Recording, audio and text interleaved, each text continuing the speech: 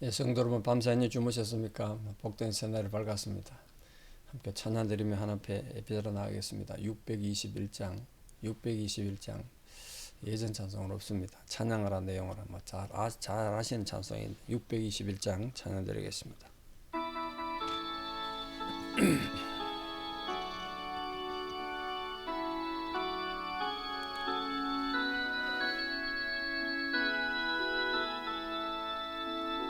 찬양하라 내 영혼아, 찬양하라 내 영혼아, 온 마음과 정성 다하여 주 찬양하라.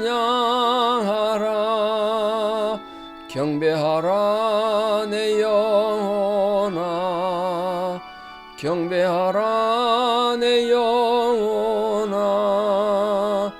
온 마음과 정성 다하여 주 경배하라.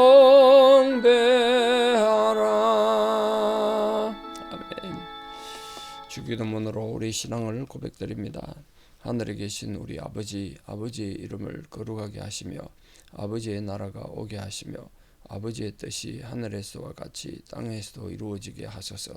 오늘 우리에게 일용할 양식을 주시고 우리가 우리에게 잘못한 사람을 용서하여 준 것 같이 우리 죄를 용서하여 주시고 우리를 시험에 빠지지 않게 하시고 악에서 구하소서.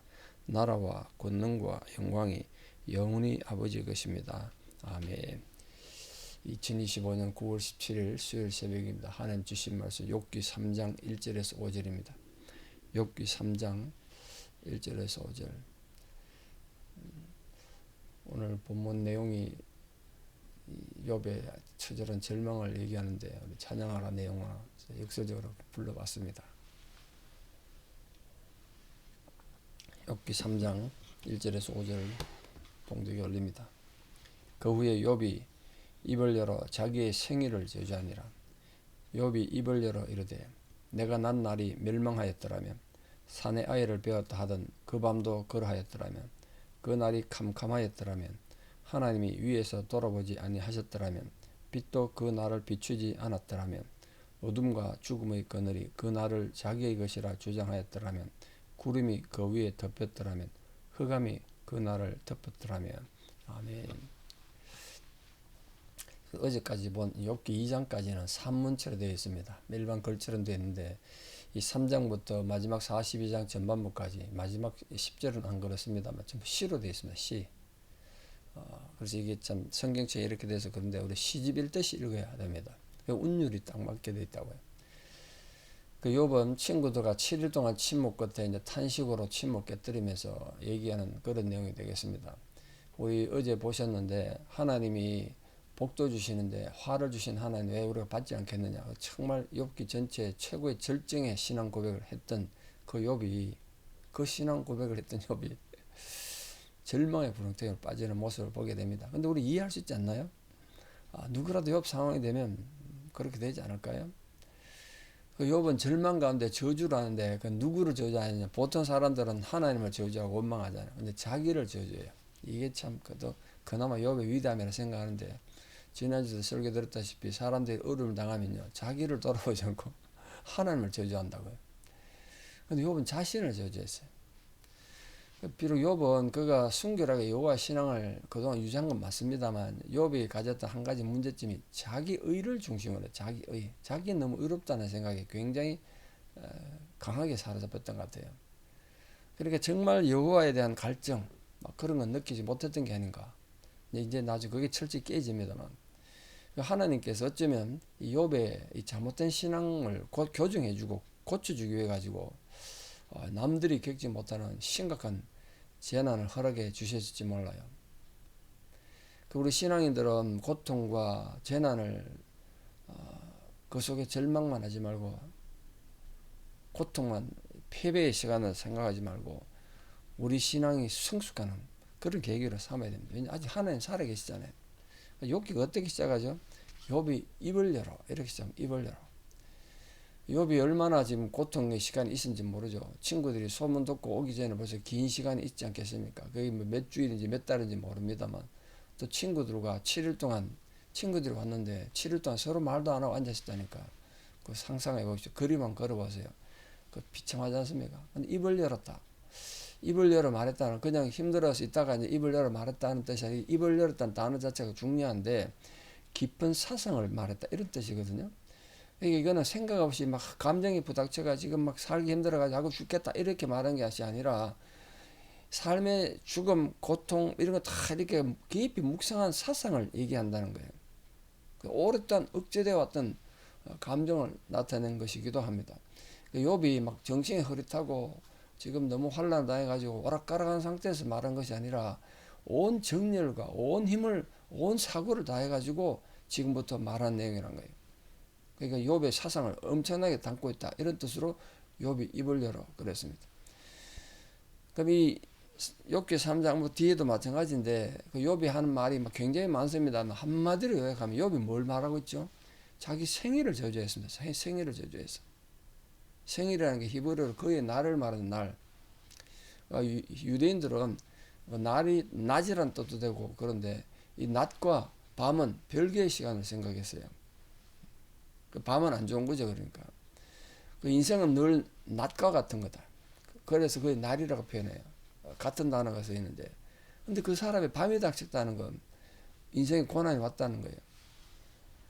그래서 그럼에도 불구하고 욥이 이 그의 날을 저주했다는 건 그가 당한 고난이 얼마나 큰지를 알 수 있습니다.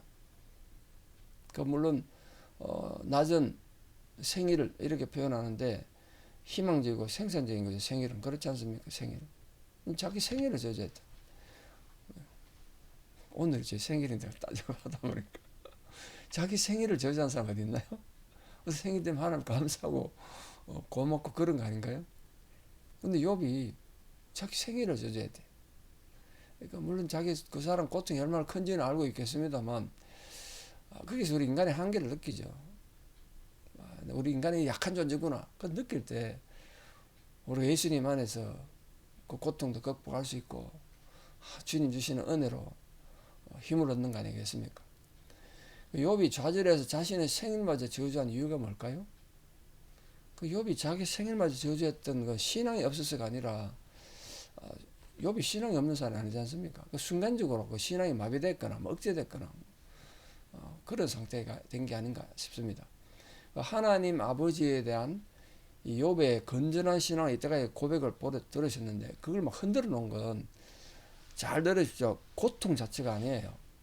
왜냐하면 고통 때문에 욥이 하나님 앞에 이렇게 자기를 저주하고 원망할 것 같으면 벌써 했어야죠.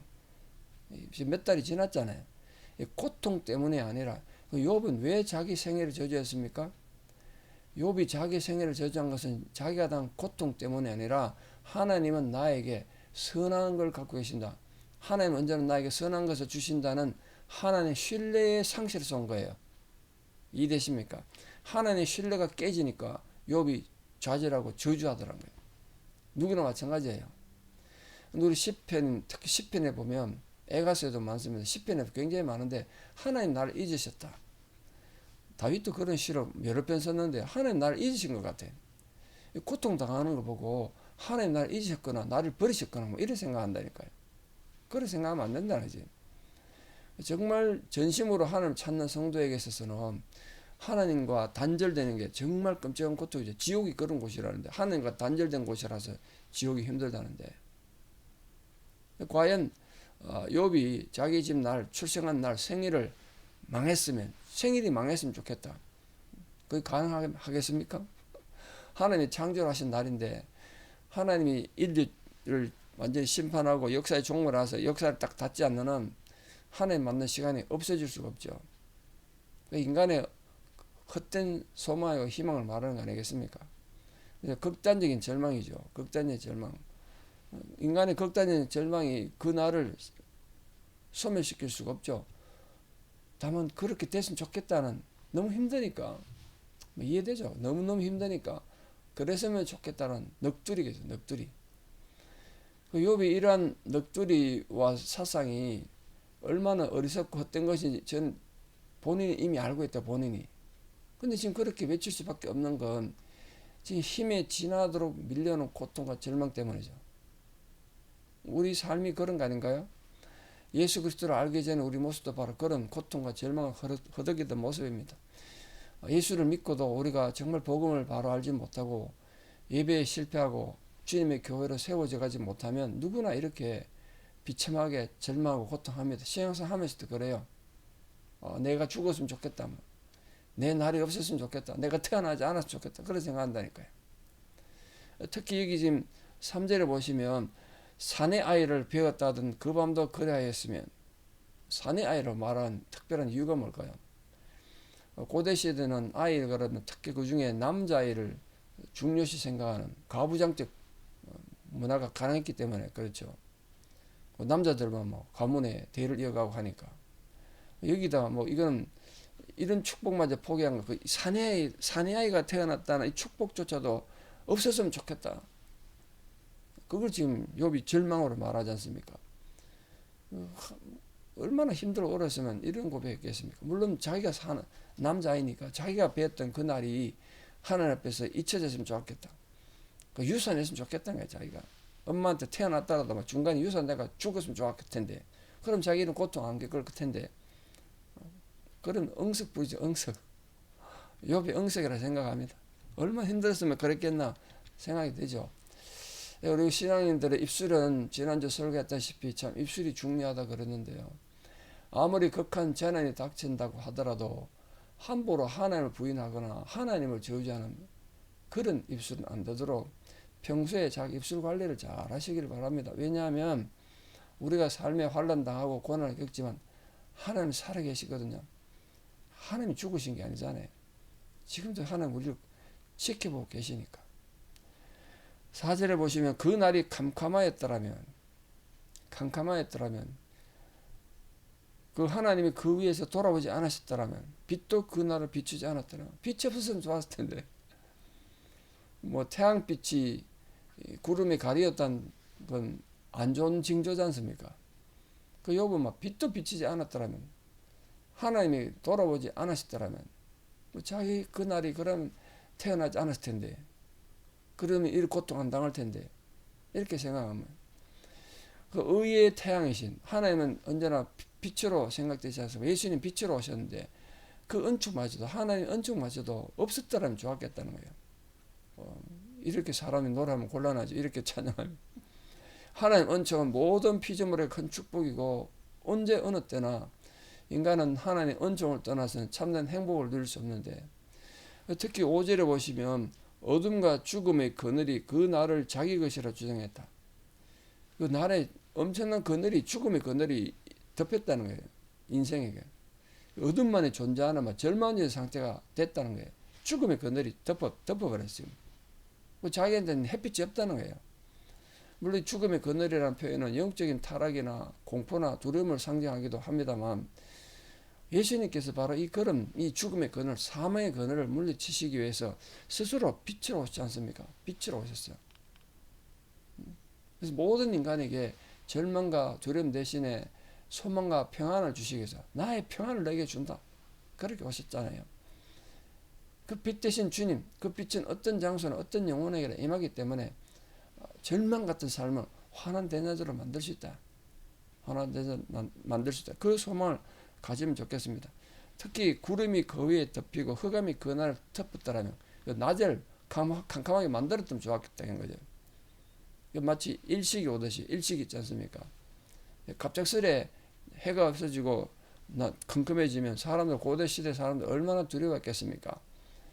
사단은 그럴 때 극심하게 활동하면서 인간의 영혼을 압도했다는 거예요. 그런 어둠마저도 하나님 주권 안에 있을 때는 절망과 두려움이 결코 우리를 공개하지 못한다. 그 소망을 가지고 살아야 한다. 오늘 또 빛으로 오셔서 우리 마음에 소망과 위로해 주시는 그 하나님의 은총이 우리 성도들 마음에 비추셨어요. 모든 고난을 이기고 그 고난 속에서도 승리하는 은혜가 있기를 진심으로 축원합니다. 기도드리겠습니다. 하나님, 오늘 욥이 절망과 고통 가운데서 자기 생애를 저주하는 안타까운 상황을 보았습니다. 인간이 이렇게 처절한 절망과 고통 가운데 처할 수도 있지만, 그러나 우리가 믿음으로 승리하고 끝까지 하나님 앞에 승리하는 자들 되기 바랍니다. 욥이 자기의 생일조차 저주해야 했던 안타까운 상황을 우리가 이해할 수 있지만, 그러나 욥은 자기 의에 너무 강하여서 결국 하나님 앞에 이렇게 절망하는 모습을 보여주었습니다. 우리 또한 욥처럼 연약한 존재들입니다. 그러므로 하나님 우리에게도 은혜를 주셔서 빛으로 다가오신 주님의 은혜가 온 빛으로 우리 마음을 덮으시고 우리 생각을 덮으셔서 어둠을 몰아내 주시는 은혜가 있기를 간절히 소망합니다. 그래서 우리가 찬양한 것처럼 찬양하라 내 영혼아, 내 속에 있는 모든 것들아 주님을 찬양하라고 찬양할 수 있는 믿음의 승리자들 다 되게 도와주시옵소서.